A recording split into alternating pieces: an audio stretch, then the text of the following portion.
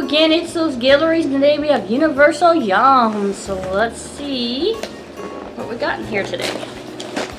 So South Korea. We've had this like several times from different boxes. Yeah. Even this box, I think, too. It's kind of getting old. Maybe next time we can send a North Korea box, which will have nothing I know. in it. Where's our North Korea box? It would be empty. Okay, so the first object I pull out is some hot chicken crunchy corn puffs. That's different. Never had that before. So let's see. Hot chicken crunchy cow puffs. Okay. Hot Gangjeong Chicken snack. Sweet and spicy fried chicken flavored corn puff and contains meat. Quick, what do Kentucky and Korea have in common? If you're stumped, look at the snack that's flavored with real chicken. It tastes exactly like fried chicken. Yep, the commonality is crispy fried chicken. The crossover might seem bizarre, but it's rooted in history. Prior to the Korean War, it was customary to steam chicken in Korea. But when U.S. troops introduced the country to deep fried variety, it became an overnight sensation. Even today, American-style fried chicken is popular. Over 165 Kentucky Fried Chicken's branches call South Korea home. Still, there's nothing compared to the 50,000 South Korean fried chicken restaurants that serve up the local kind, called Huraidu chicken. This Korean-style chicken is twice fried, meaning less grease and more crunch, then tossed in one of many delicious sauces, creating dishes like super spicy Gangjeong Chicken and sweet and spicy Gangjeong. The corn puffs in your box are inspired by the latter, and they have come both the sweet spiciness and the iconic crunch of the real thing. Go ahead and dig in, but be warned, these puffs are flavored with real chicken, and after you try them, KFC will have a whole new meaning. Okay, that was a long one. So now we Korea fried chicken. Chicken, yep. Okay, cheddar cheese kettle chips. Cheddar cheese kettle chips. Here you go. Here's the book.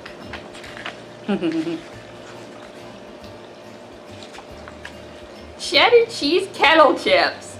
Cheddar cheese flavored potato chips. South Koreans are totally obsessed with cheese. Each year they spend over $500 million on cheese imports, making their cheese market the third fastest growing in the world. But their cheesy obsession isn't just a number. It's melted right into South Korean culture. In Seoul, it's fashionable to wear a t-shirt or sweater that just says the word cheese. Cafes serve slices of cheesecake that are made to look like wedges of cheese, holes and all.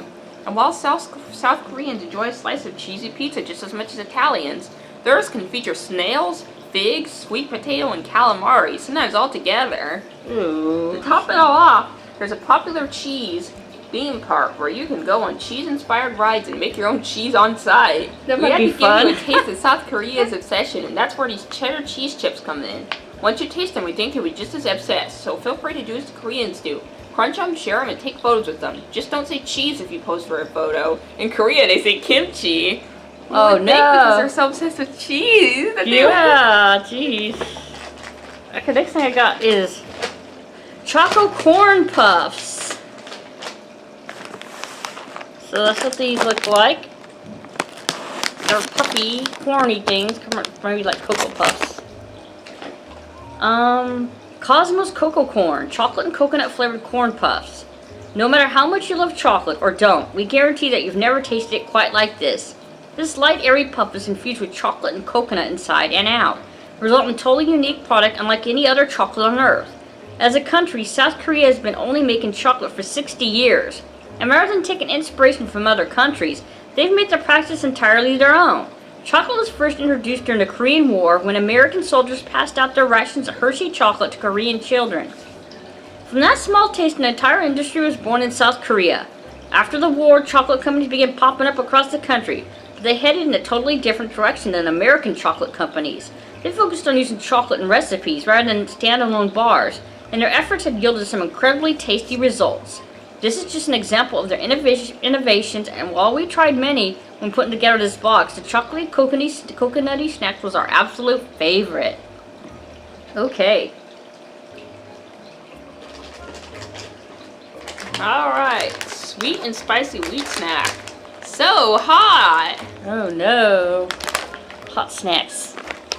There you go. Oops. Oop. Okay. Tekobaki snack. Sweet and spicy wheat snack. Freeze! You've been caught red-handed in the best way possible. The red snack in your hand comes from the famously bright red South Korean dish Seokobaki, which means stir-fried rice cakes.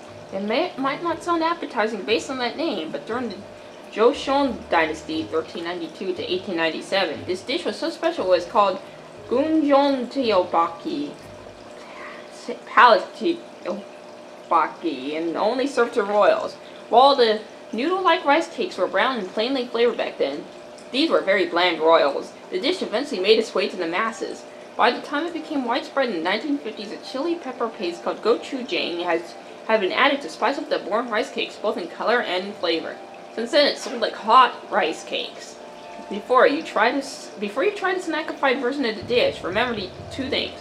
First, the initial sweetness is deceptive. These crunchy yums have got some serious kick. Second, make sure to savor them because the only thing worse than red hands are empty ones. Okay. I don't know how to pronounce anything in Korean. Sorry about that. No, you are in trouble. No. Trebelia.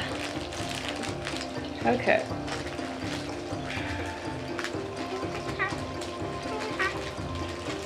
Okay. Open up the yum bags, and there's two of these Jeju tangerine jellies.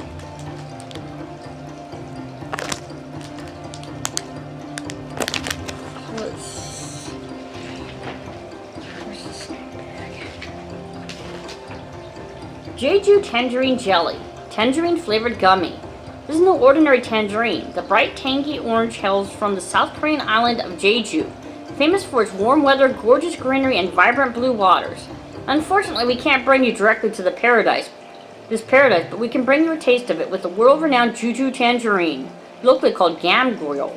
What makes it so special? The tangerines are grown in rich volcanic soil, making them sweeter and tarter than any other orange in South Korea. No sharks. They are so prized that many families order the fruit straight from Jeju Island, not wanting to miss a bite of the winter crop each year. Recently, the South Korean government even sent over 200 tons of the tangerines to North Korea as a gesture of peace. Luckily, you don't need to book the flight or hold office in the Korean government in order to try the one-of-a-kind tangerine. Bite into the super soft jelly and you'll get all the vibrant sweets and sour flavors of the real Jeju tangerine. What are you waiting for? Okay. Oh no, I didn't reach into the yum bag. That's okay, you can take a yum bag. Choco pie, green tea, and they sent us two of these. Green tea. I like choco pies, but not when they put green tea in them. Ew. Okay, read about it. I'm sorry, this is supposed to be a serious video because we're missing one of our... Yeah, one of our own. Green tea choco pie. Chocolate-coated green tea cake with marshmallow filling. The amazingness of a choco pie can't be contained, literally. This famous chocolate-covered marshmallow-filled cake meant to traverse one of the most dangerous borders in the world, one between South and North Korea. Since the 1970s, the choco pie has been beloved by North and South Koreans alike. At one point, they were even given to North Korean factory laborers as work bonuses instead of cash. Over time, however, choco pie black market formed in North Korea, and when the country's leaders caught wind, they banned the treat out of fear of becoming a symbol of capitalism. So South Korean activists took a chocolatey stand. Hundreds of them came together to send balloons carrying 10,000 choco pies over the border to their hungry North Korean neighbors. We'll never know what came with those pies, but we can at least get a taste of what the hubbub is all about. This green tea version has all the chocolate marshmallow goodness that the cake became famous for, with a fun matcha twist. Okay. So there's one more thing in the munchie bag, I mean Yums bag, and it is rice candies. So this is what they look like. Mimosa rice candy, rice flavored hard candy. Rice? Candy? Why not? After spending a long hot summer growing rice in paddy fields, South Korean farmers are eager to use their crops in a variety of foods, no matter how unusual. When rice is harvested in September, everyone celebrates with a 3-day public holiday called Chuseok. Families incorporate fresh rice into nearly every part of the traditional holiday feast. Bean-stuffed rice cakes called songpyeon, fried balls of rice called hangwa, and even an alcoholic drink known as sidochi, whose name literally translates to new rice liquor. So with this slightly sweet rice candy featuring actual grains of South Korean rice, you're getting a delicious taste of everything that makes the Chuseok tradition so special. It's a reminder of the hard work that farmers put into growing the rice and the extraordinary creativity of the cooks in the kitchen. Okay, next.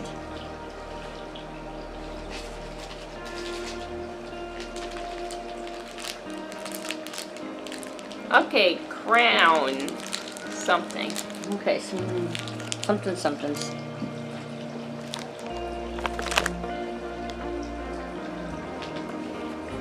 Okay, Chamsal Sengwa, soy sauce flavored rice crackers.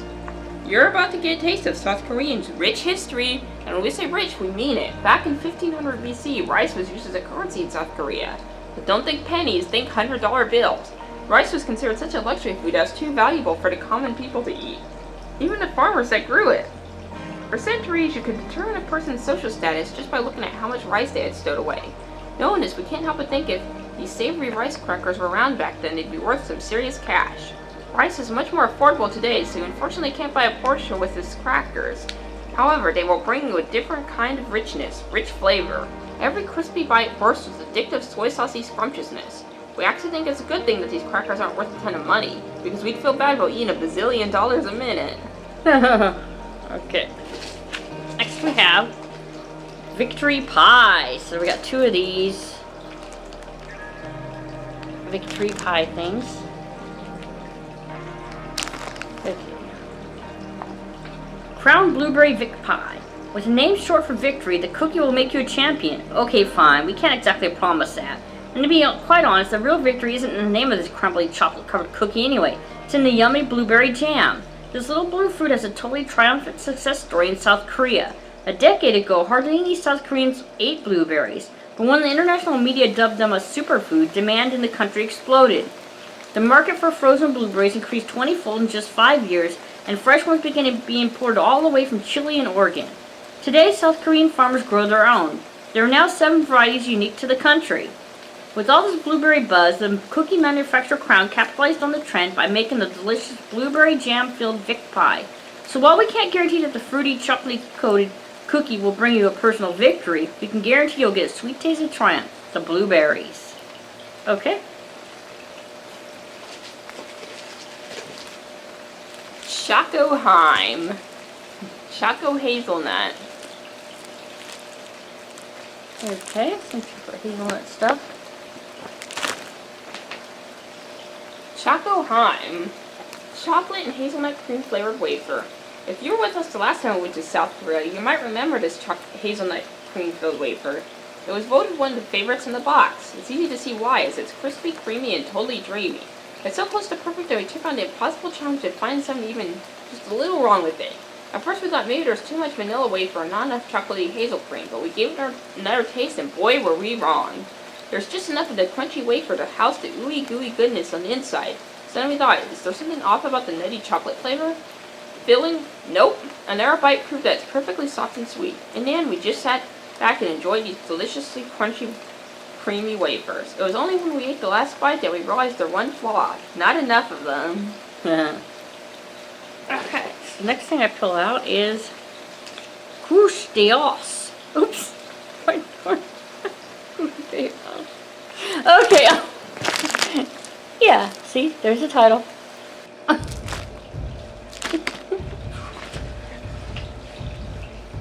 Okay, Bouquet de Asse, White Torte. You know about Valentine's Day, you know about Pepero Day. What if we told you there was a third chocolate-based holiday in South Korea called White Day? Before you go thinking that South Koreans are just crazy for sweets, let's explain. In most East Asian cultures, Valentine's Day is a bit different than it is in the West, as it's typically the women, not the men, who buy chocolates for their sweethearts.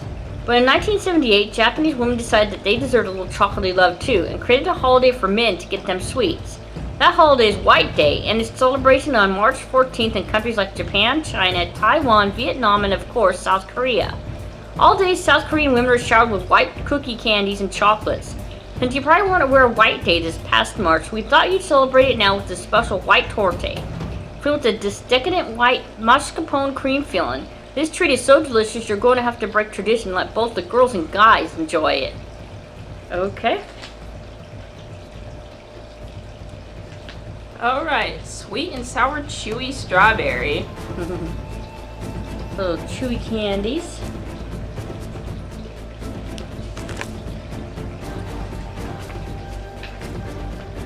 Strawberry sweet and sour. Sour strawberry flavored chews. There's nothing controversial about a strawberry, right? Guess again. During the 2018 Winter Olympics in Pyeongchang, an athlete on Japan's curling team was photographed eating one. When she described the strawberry as surprisingly delicious at a press conference, she reignited a decades-old debate between Japan and South Korea. The Japanese have officially claimed the strawberries were rightfully theirs. They brought the first strawberries to South Korea. But South Korea has claimed they worked hard to create a new blend of the Japanese varieties, one that's both super delicious and entirely their own.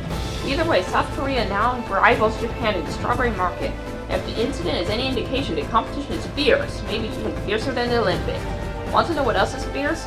The sweet and sour flavored candy in your hand. It's juicy, chewy, and hopefully not too controversial. Okay. And we have one thing left, and it's Pepero, and this is the almond and chocolate kind. Let's see. Almond Pepero. At 11:11, many people stop to make a quick wish. Really? That's what I said.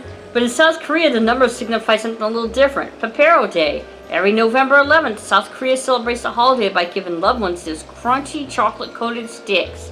How did this quirky tradition start? Some people point to a 1983 news story about two girls at a South Korean middle school who exchanged Pepero in hopes that the slim-looking snack would make them become tall and thin.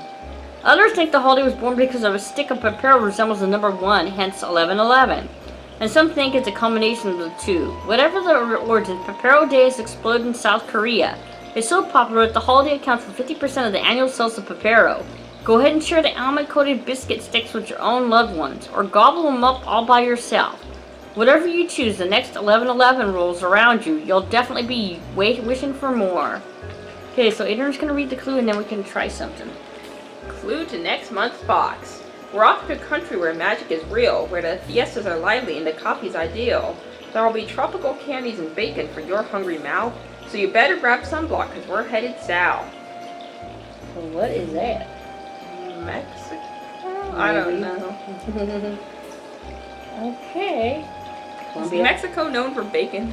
Well, they've done Colombia before, but Yeah. you know, they've done South Korea Korea before before. too. So then they have a super yum box with 3 things we didn't get, but that's, you know what, that'd take forever. So let's try something.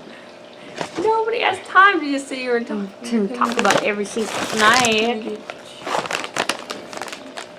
Look at your chocolate or cheesy. Which one? Let's get chocolate. That one So looks. let's try the Cocoa Puffs, Chocolate Puffs.